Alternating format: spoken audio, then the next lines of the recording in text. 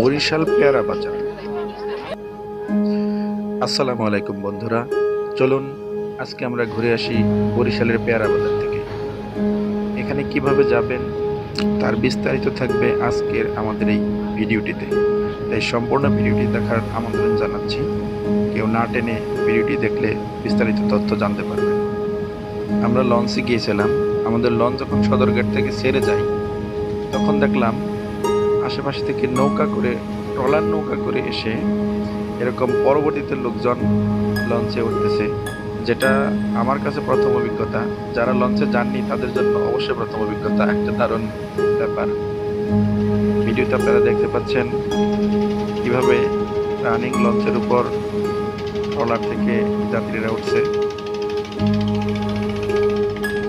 ঢাকা থেকে বরিশালে যাবার জন্য অনেকগুলো লঞ্চ রয়েছে, তার মধ্যে ভাড়া পড়বে ডেকে গেলে 200 টাকা থেকে শুরু।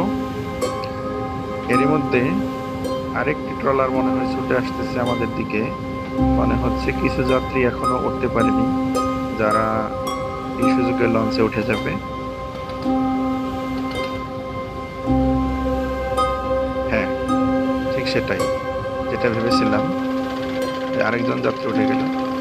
যাক, এখানে লঞ্চগুলো অনেক সাজানো গোছানো থাকে।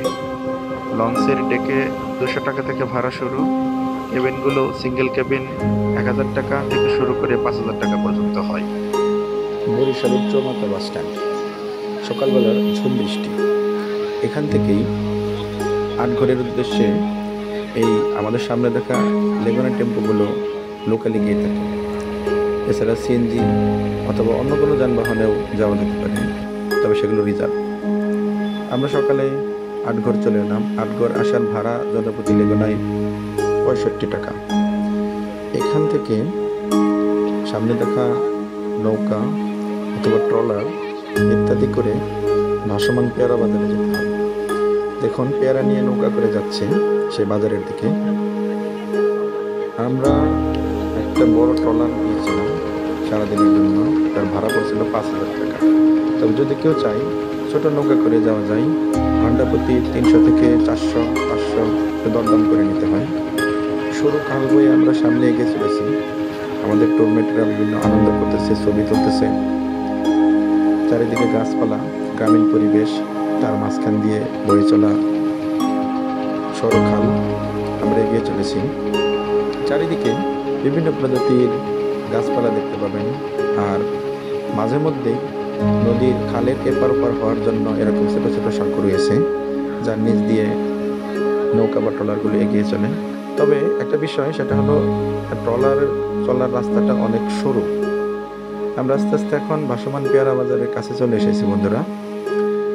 দেখুন, বাজারে পেয়ারা উঠেছে, বিক্রি হচ্ছে। তবে পেয়ারা বাজারে পেয়ারা বিক্রির চেয়ে এখানে ভ্রমণকারীর সংখ্যা আমার মনে হচ্ছে আজকে একটু বেশি।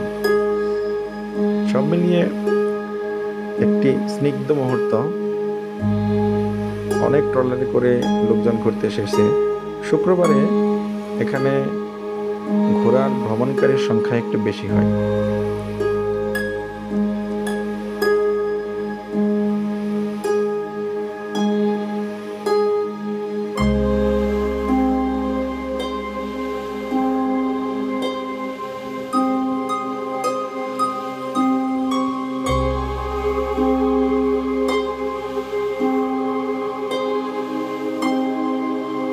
এই যে পেয়ারা এখানে সর্টিং করা হচ্ছে, পাকা কাঁচা আলাদা করে বিক্রয় করা হয়।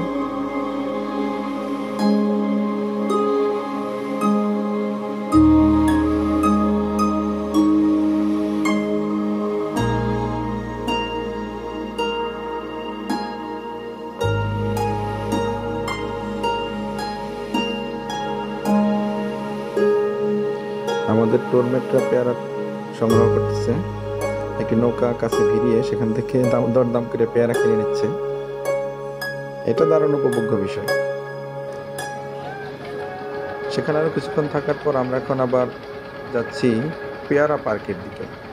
তো চলুন বন্ধুরা, সরু খাল দিয়ে আমরা এগিয়ে চলি পেয়ারা পার্কের দিকে।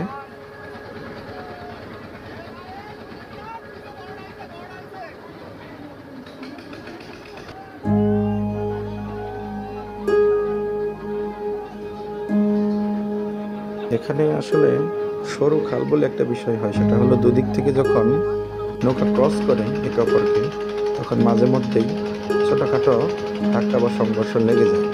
আমাদের একবার ঘটেছিল এমনটা। একটা বাঘ ঘোরার সময় এই জায়গাটাতে একটা বাঘ ঘোরার সময় হঠাৎ করে সামনে থেকে একটা ট্রলার চলে আসে। আমাদের ট্রলার সেটা সামাল দিতে না পেরে উভয় পক্ষেরই একটু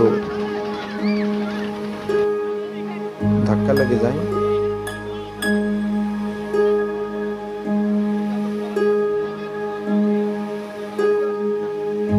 যাই হোক বন্ধুরা, আমরা এখন চলে আসছি বরিশালের পেয়ারা পার্কে। এখানে জনপ্রতি 20 টাকা টিকিট নিয়ে পেয়ারা পার্কে প্রবেশ করতে হয়। এখানে পেয়ারা বাগান রয়েছে, নদী কুল ঘেঁষে রাস্তাদের সামনে এগিয়ে চললে সিঁড়ি দিয়ে ওপরে হাঁটা পথ করা হয়েছে। তবে আমার কাছে এই উপরের পথটি একটু ঝুঁকিপূর্ণ মনে হয়েছে। এটা একটু শক্তপোক্ত হতে পারত, যেহেতু কাঠগাছ দিয়ে করা, সে কারণে আমার কাছে খুব একটা মজবুত মনে হয়নি। একটু বেশি লোক উঠে গেলে এটা দুলতে থাকে। আমরা এখানে দাঁড়িয়ে থেকে চারদিকটার একটা ভিউ নিয়ে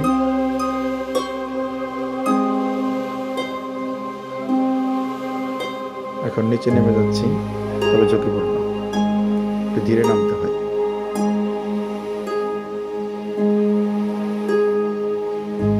এই পেয়ারা পার্কে বিভিন্ন প্রজাতির পেয়ারা, আমড়া ইত্যাদি গাছ রয়েছে।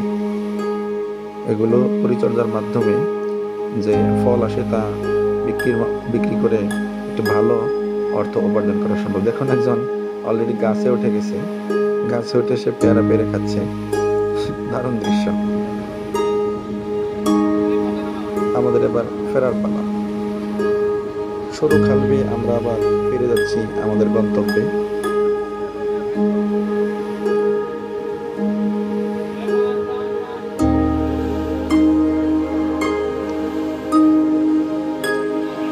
আজকের ভিডিওটি এখানে শেষ করছি। আসসালামু আলাইকুম।